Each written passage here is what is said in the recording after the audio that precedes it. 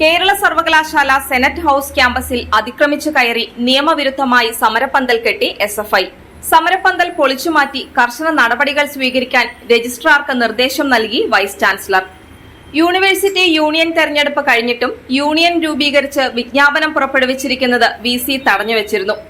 ഇതിൽ പ്രതിഷേധിച്ചാണ് SFI വിദ്യാർത്ഥികൾ യൂണിവേഴ്സിറ്റി സെനറ്റ് ഹൌസ് ക്യാമ്പസിനകത്ത് പന്തൽ കെട്ടി സമരം തുടങ്ങിയത്. ക്യാമ്പസിനുള്ളിൽ പന്തൽ കെട്ടി സമരം ചെയ്യുന്നത് ആദ്യമായാണ്. ഇത് ഒരു കാരണവശാലും അംഗീകരിക്കാനാവില്ല എന്നും അടിയന്തരമായി പന്തൽ പൊളിച്ചു മാറ്റാൻ ഉദ്യോഗസ്ഥന്മാർക്ക് നിർദ്ദേശം നൽകാൻ VC ഡോക്ടർ മോഹനൻ കുന്നുമേൽ രജിസ്ട്രാർക്ക് നിർദ്ദേശം നൽകി. ക്യാമ്പസ് സുരക്ഷ കണക്കാക്കാതെ അതിക്രമിച്ചു കടന്ന് പന്തൽ കെട്ടി ധർണയ്ക്ക് നേതൃത്വം നൽകിയവരുടെ വിശദ വിവരങ്ങളും VC ആവശ്യപ്പെട്ടിട്ടുണ്ട്. യൂണിവേഴ്സിറ്റി യൂണിയൻ നിലവിൽ വന്നാലും ഇനി 1 മാസം മാത്രമേ അതിന് കാലാവധിയുള്ളൂ. സർവകലാശാല നിയമപ്രകാരം ഫെബ്രുവരിയിൽ യുവജനോത്സവം നടത്തണം. യുവജനോത്സവ മറവിൽ കോടികളുടെ സാമ്പത്തിക തിരിമറി ലക്ഷ്യമിട്ടാണ് യൂണിയൻ രൂപീകരിക്കണമെന്ന ആവശ്യമുന്നയിച്ച് SFI അവസാന നിമിഷം സമരത്തിന് ഇറങ്ങിയതെന്ന് ആക്ഷേപം ശക്തമാണ്. യൂണിയൻ രൂപീകരിക്കുന്നത് സംബന്ധിച്ച ഹർജി കോടതിയുടെ പരിഗണനയിലായതിനാലാണ് ഇക്കാര്യത്തിൽ VC തീരുമാനം പ്രഖ്യാപിക്കാത്തത്.